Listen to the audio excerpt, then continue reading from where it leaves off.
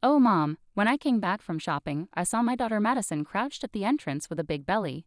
She looked really tired and her face was thin and pale. Her eyes were a bit unfocused as she looked up at me.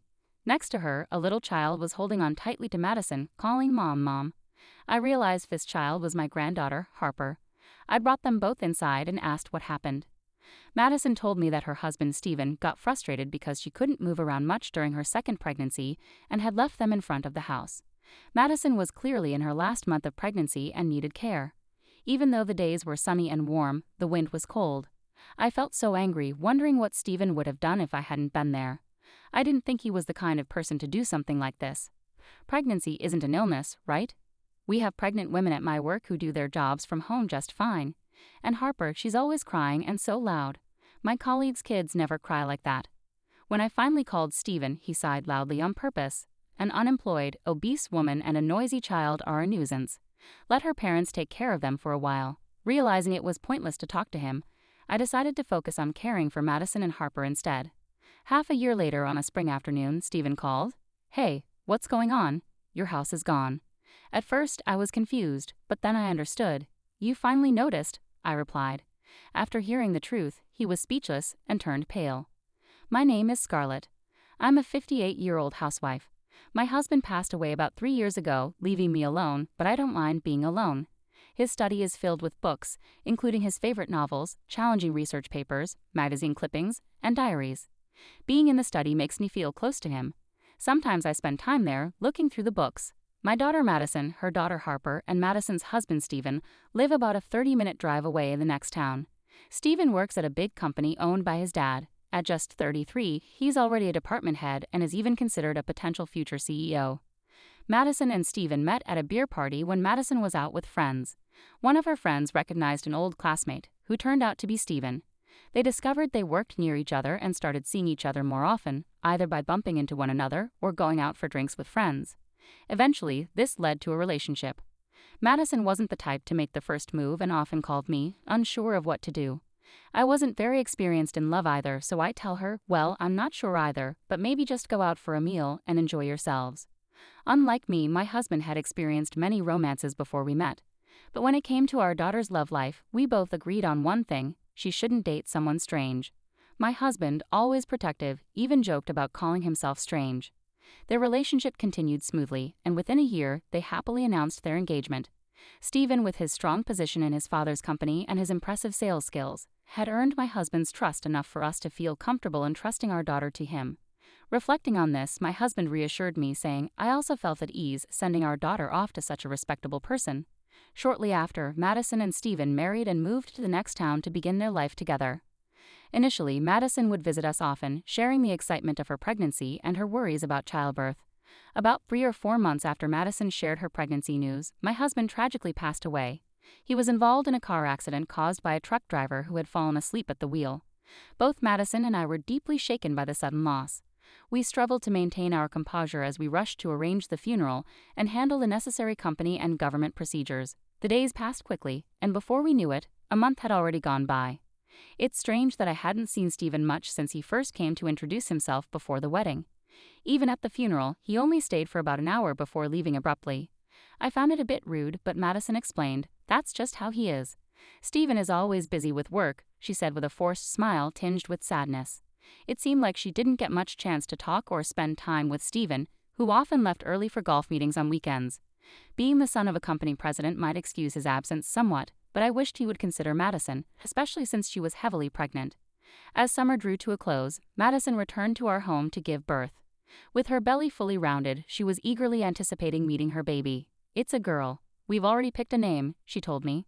Oh, really? What's her name? I asked. Harper. Stephen and I chose it, Madison replied, smiling warmly. She gave birth within 2 weeks and soon returned home where Stephen was waiting. Madison, make sure to visit us sometimes.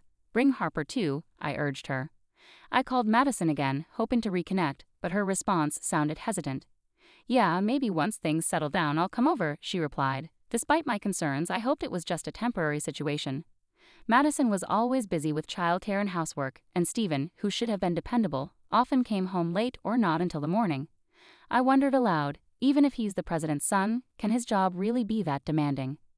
Despite several attempts to reach out, the pattern remained unchanged. It had been 3 years since Harper was born, yet I had only seen my granddaughter once, right after Madison gave birth.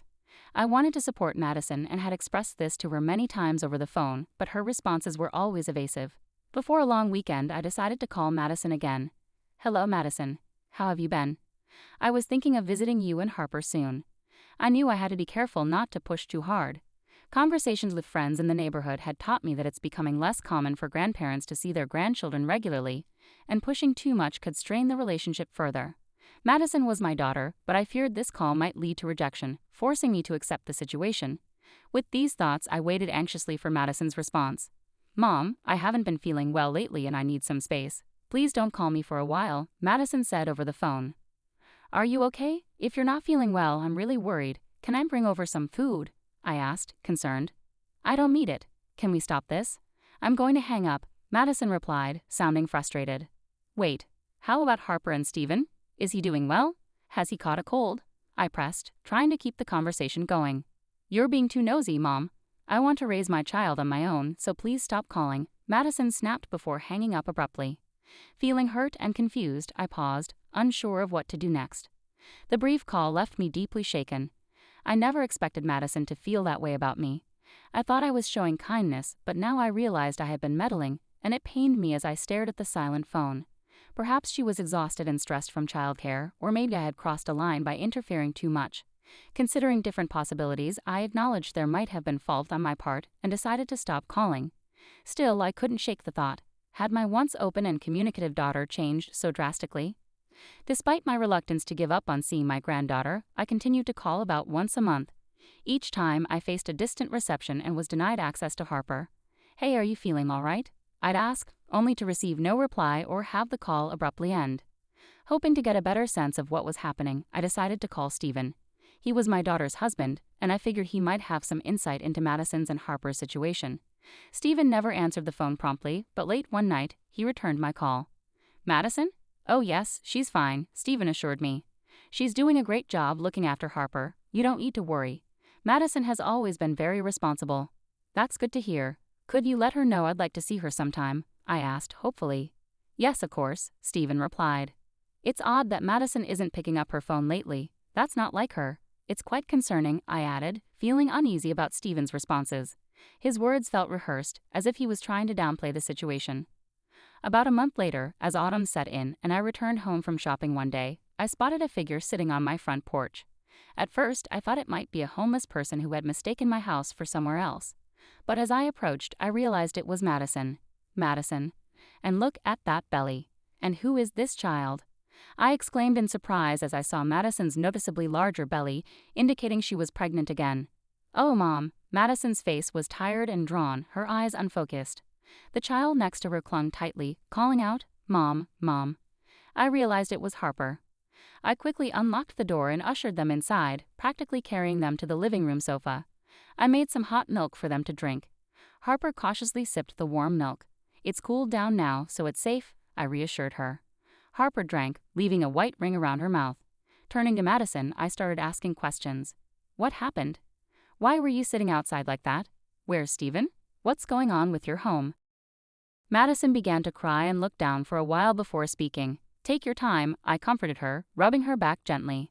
After a moment, she explained that as her second pregnancy progressed, she found it increasingly difficult to manage household chores and take care of Harper, which frustrated Steven. He had driven them to the front of my house and left them there. Seeing Madison heavily pregnant and upset made me furious, imagining what could have happened if I hadn't been home. I immediately called Steven. He hadn't mentioned anything about Madison's pregnancy during our last conversation, which would have prompted me to offer help sooner. After several rings, he answered with a tired voice. "Hello, Steven. What's this I hear about you leaving Madison and Harper outside my house just now?" I asked, my tone filled with anger and concern. Steven replied casually, "Well, that's how it is. Madison hasn't been keeping up with household duties lately, using her pregnancy as an excuse. Even when I come home tired, there's no dinner ready." I was taken aback by his nonchalant response, feeling a mix of disbelief and disappointment. "Not helping because you think it's all Madison's job? Don't you think you should be supporting your wife?" I challenged Steven, my voice tinged with disbelief. "Why should I help? Household chores are Madison's responsibility. She's the housewife," Steven replied dismissively. I have my own work to focus on. It's only natural she takes care of the house. Madison is pregnant, Stephen. It's not fair to expect her to manage everything alone without any appreciation from you, I countered, trying to reason with him. Pregnancy isn't an illness. Many pregnant women work remotely just fine at our company. And as for Harper, all kids have their moments. Comparing her to someone else's child isn't fair. Stephen sighed dramatically over the phone. An overweight wife and noisy kids are a hassle. Let the parents deal with them for a while. At that moment I realized it was pointless to continue the conversation. Fine by me, I said firmly, hanging up.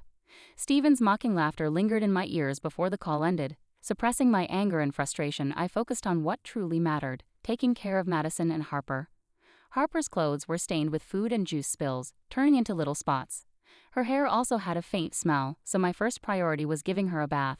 The spare clothes in the carry case were slightly dirty too.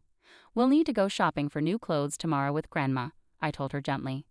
3-year-old Harper was chatty, talking nonstop about her favorite foods, picture books, and characters from her favorite kids' show. Meanwhile, Madison looked exhausted and worn out from the strain of managing everything on her own. She could barely move from the couch. Quickly, I prepared fresh sheets and set up a bed in an empty room upstairs for Madison to rest. She looked worn out, with rough skin and disheveled hair, which made her look quite pitiful. Call me if you need anything at all. I'll take care of Harper, so you just focus on resting, okay? I assured Madison. She nodded gratefully and soon fell asleep, finally able to relax. The next 1 to 2 weeks were spent nursing Madison back to health and caring for Harper. Spending time with my granddaughter, whom I hadn't seen much until then, was incredibly fulfilling and not at all burdensome. It was difficult for me to resist when Harper would plead, "Please buy it," with that sweet voice of hers. As Madison gradually recovered, she began to open up about her past. Stephen used to be kind before we got married. He respected my opinions and we would discuss everything together. Those were the happiest times. Her voice grew somber. But after we married, he changed. He started giving orders, saying things like, "You can't rely on your parents. You have to manage all the housework perfectly." I just accepted it all. She shared that she was allowed to come back to her parents' house when Harper was born. Looking back, it felt like I was being manipulated, controlled. He even told me once that I shouldn't rely on you, Mom. So is that why you hung up quickly when I called? Yes, calls with you were forbidden too, so I had to hang up quickly. I'm really sorry, Madison explained with a mixture of regret and sadness. Later that night, after Harper had fallen asleep, we sat down with ginger tea and talked. I felt a rush of emotions, anger and sorrow mingling together. Stephen, who had once seemed so respectful when he asked for Madison's hand in marriage, now caused her so much pain and even spoke ill of her as if she were a burden. What's more, there were suspicions of him having an affair. I've noticed perfume on him lately. It's not like him, especially not a woman's scent. And his shirts have had a sweet smell when I've done the laundry, I shared with Madison. His late nights and early mornings suddenly seemed to make sense. Madison, you've been incredibly strong through all of this, managing the house and taking care of Harper, all while dealing with your husband's infidelity, I praised her, overwhelmed with admiration for her resilience despite everything. Despite any disagreements, she's my daughter and family. Madison teared up quietly. The gentle autumn weather persisted, dry yet refreshing compared to summer. Madison's due date was approaching. I focused on pampering both Madison and Harper, nurturing their emotional and physical well-being. 6 months passed and spring arrived. While I was preparing lunch one day, my phone rang unexpectedly. I paused to answer it. The caller was Stephen. "Yes, this is Scarlett," I answered cautiously. "Hey, what's going on? Your house is gone." Stephen's voice sounded bewildered on the other end of the line. "Finally noticed, have you?" I replied, a hint of amusement in my voice. Stephen had arrived to pick up Madison, Harper, and the newborn only to find the house demolished and an empty lot with a "for sale" sign. The move and demolition had been completed a month ago, and Stephen seemed to have just realized the situation, prompting his panicked call to me. "We've moved. You left Madison, Harper, and the baby in my care for half a year. Have you been aware of that?" I questioned pointedly. "Yeah, I've come to pick them up now." "Where are you?" Stephen asked urgently. "Come to pick them up. Unfortunately, we've relocated to a secure apartment. There's no point in telling you where. I'm not considering returning them to you," I responded firmly. "Don't joke with me. I told my parents I'd bring Harper and the baby over. Give me back the kids at least," Stephen insisted, his tone unsettling as he referred to the children almost as possessions. "That's a promise you made on your own. It doesn't concern us, so we won't comply. I'm busy now, so if you don't mind." Just then, the baby started crying, the sound audible through the phone. Stephen seemed to react softly, saying, "Oh."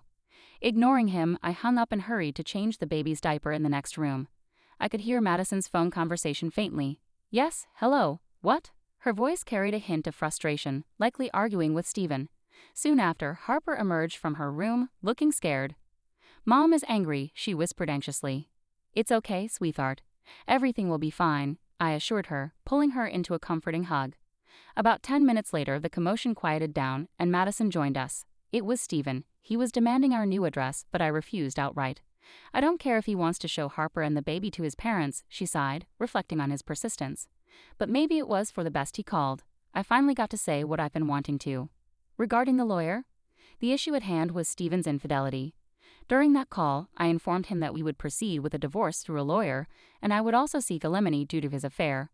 I also sent proof of his infidelity to his father, Madison recounted calmly. Over the past 6 months, we had hired a detective to investigate Stephen's behavior, and the evidence confirmed his unfaithfulness. With 2 young children to consider, Madison couldn't overlook this betrayal. Stephen was caught off guard by Madison's knowledge of his affair and was visibly shaken. He must have been pale with shock when he realized his parents were aware of the evidence. Outraged, he exclaimed, "How could you do this?" "But those were my terms," I replied firmly. Given his parents' strict nature, I anticipated they would not take his actions lightly. Madison's prediction proved correct. A meeting was arranged with Stephen's parents to discuss his conduct. During the meeting, they apologized to Madison and accepted the divorce proceedings. Stephen's father, despite his son being a potential future company president, expressed his anger and disappointment, stating that a man who cheats on his wife and neglects his children is unworthy of such responsibilities. As a result, he dismissed Stephen from his position within the company. In the end, Stephen faced serious consequences. He lost his position and gave up custody of his children, allowing Madison and me to raise them. He was required to pay compensation and child support, but struggled due to debts accrued from supporting his affair partner. Although he found another job, the salary was modest, forcing him to move into a small, inexpensive apartment. After losing his shot at becoming president, Stephen's affair partner callously abandoned him. It became clear she was more interested in his title than him as a person. Despite multiple attempts to reconnect and reconcile, Madison cut off contact with Stephen, and their divorce was finalized smoothly. Madison became a single parent, but found strength in raising her children who thrived under her care. Despite the rift, Stephen's father, feeling remorseful, continued to support Harper and her sibling beyond the agreed child support. Despite Madison and my initial refusals, he insisted, and we accepted it for the children's future. We also kept Stephen's parents updated with photos and videos of their grandchildren, and occasionally video called when schedules allowed. Seeing Harper and her sibling grow up brought joy to Stephen's parents, who cherished their role as grandparents deeply. Harper's days at preschool were filled with joy, especially with her mud and sand playtime with friends. One sunny afternoon, I arrived to pick her up and noticed she was clutching a rolled-up piece of drawing paper. "What's that, Harper?" I asked curiously. She hesitated shyly before replying, "It's a picture of Mom." The preschool teacher had assigned them to draw portraits as gifts for their mothers that day. Although Harper was too bashful to show me the drawing right away, she eagerly rushed home and presented it to Madison. While I couldn't see the portrait myself, Madison was deeply moved and praised Harper's thoughtfulness. It was a touching moment that showcased Harper's growing individuality. Thinking about her future fills me with hope and excitement. Living together as a family of 4, experiencing this happiness, feels like nothing short of a miracle.